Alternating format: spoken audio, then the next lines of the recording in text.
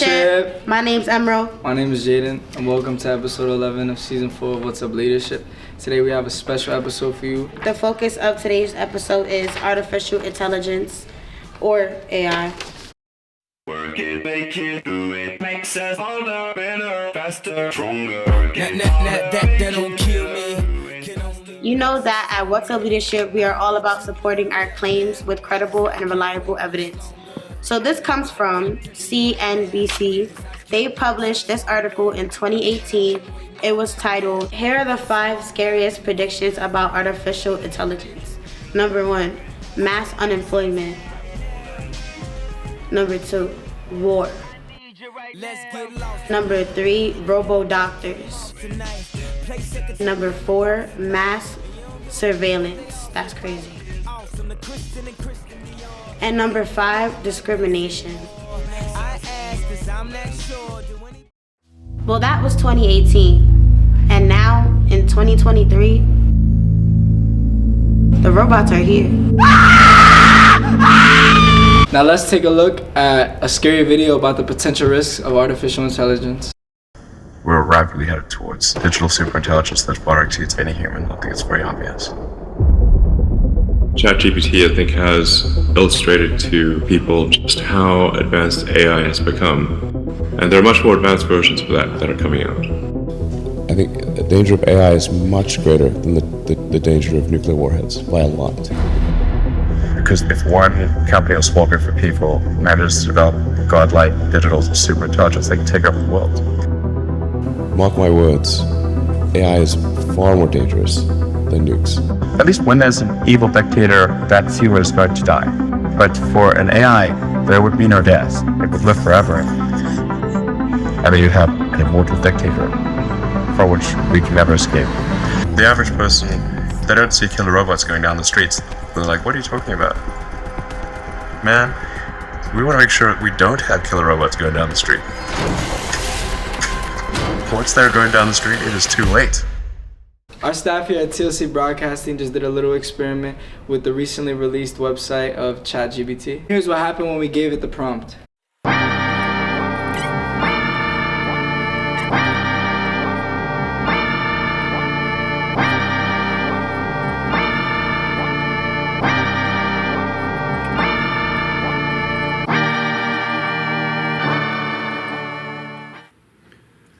Now let's send this.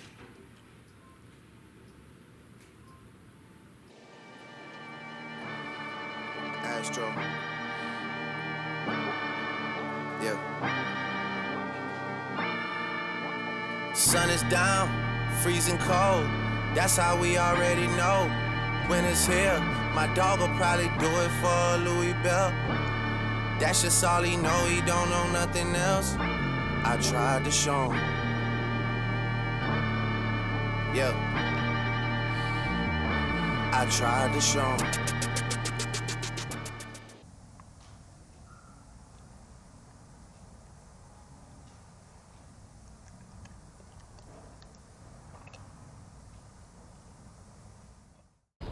Now let's see what folks in our community think about the oncoming of artificial intelligence.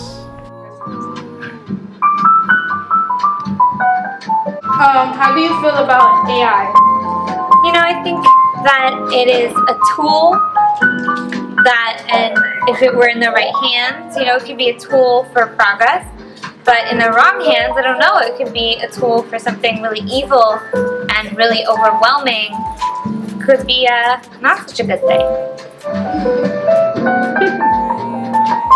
Do you use AI and for what?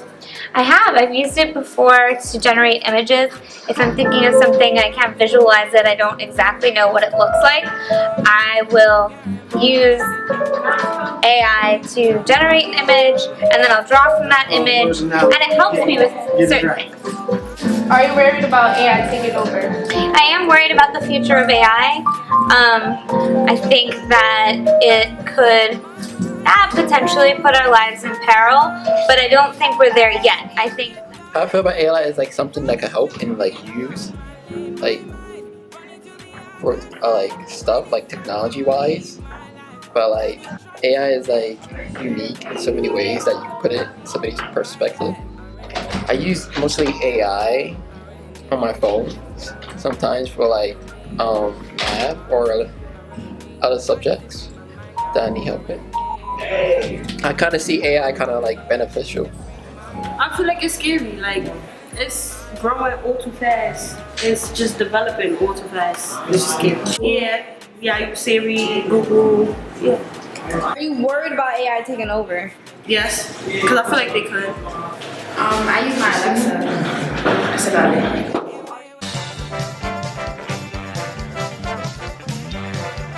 We about to answer some questions, you feel me?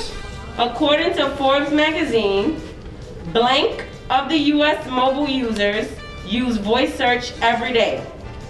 A, 10%, B, 20%, C, 40%, or D, 50%. 3, 2, 1. The correct answer was D, 50%. Yeah. Question number 2. What year was the first robot invented?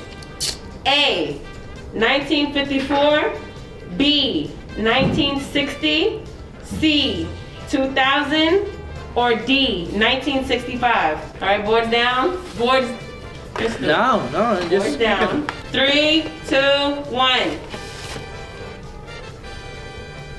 The correct answer was A, 1954. Question number 3. According to Forbes magazine, 1 in blank cars will be self-driving by 2030. A, 10, B, 20, C, 5, or D, 25. 3, 2, 1. The correct answer was A. Question number 4. What blockbuster movie was about autonomous robots taking over the world? A, RoboCop, B, iRobot, C, Terminator, or D, Transformers? 15 seconds on the clock. 3, 2, 1. The correct answer was C, Terminator. Sit down. The winner The one time I picked C, AI trivia is Jaden.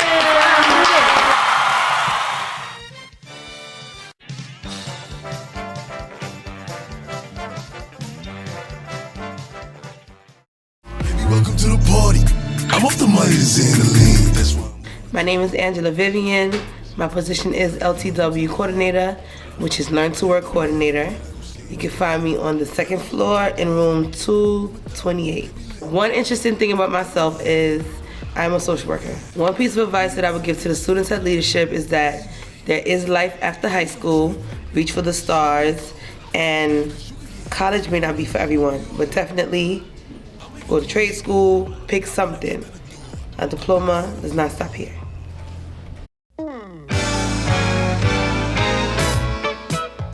Hi everyone, it's Miss Sarah.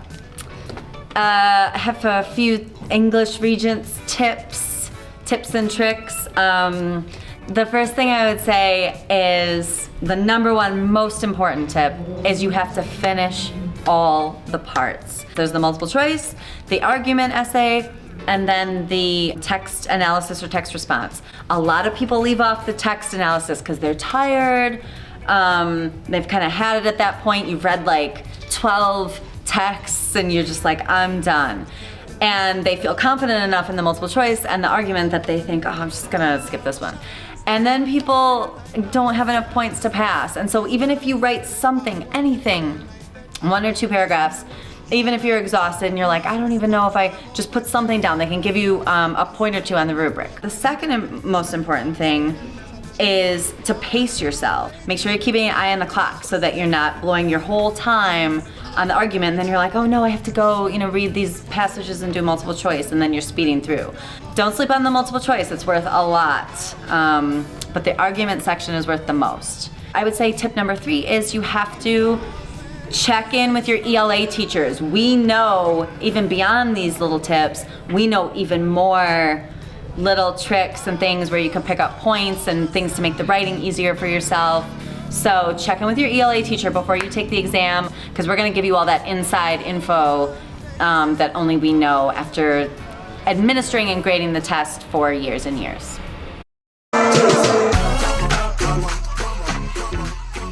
First one is the Jeopardy competition and the Circle Olympic update. Friday, May 12th, during 7th period restorative circles, each circle had 2 or 3 representatives. This exciting event, the competition was held in room 213 because it is awesome and fun. You know the Golden Eagles won, you know the vibes. Everybody else lost, you know the vibes. You know, not saying too much, you know.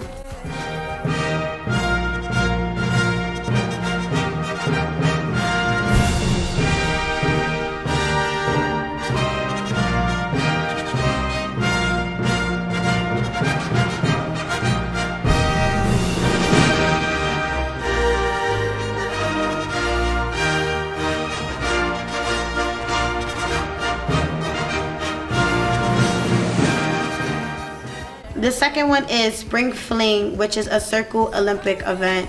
This event will take place Wednesday, May 31st during 7th through 9th period. The competition will be held outside on the athletic field. Some of the activities that will be taking place there will be the Great Spring Relay Race, Cornhole Tournament, you know the vibes, Round Robin Tug of War Tournament.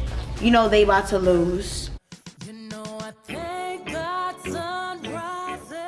now on to the field trip events. Field trip number 1 will be hosted by Tiombe, and we will be going to Area 53.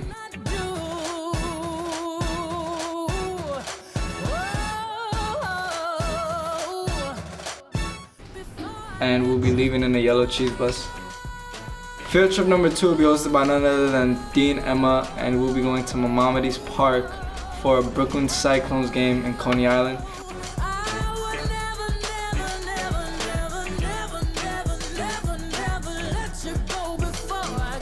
Also on a yellow cheese bus. You know the vibes.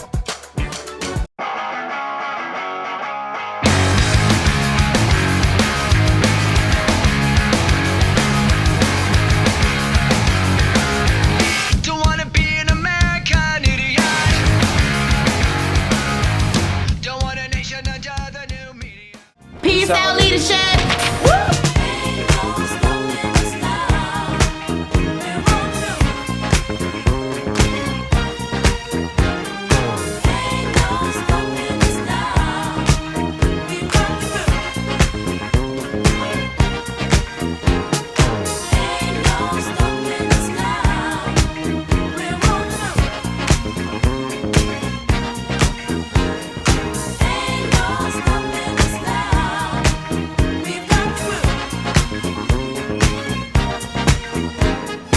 There's been so many things that's held us down, but now it looks like things are finally coming around. I know we've got a long, long way to go, and where we'll end up, I don't know. But we won't let nothing hold us back. We're putting our show together, we're polishing up our act.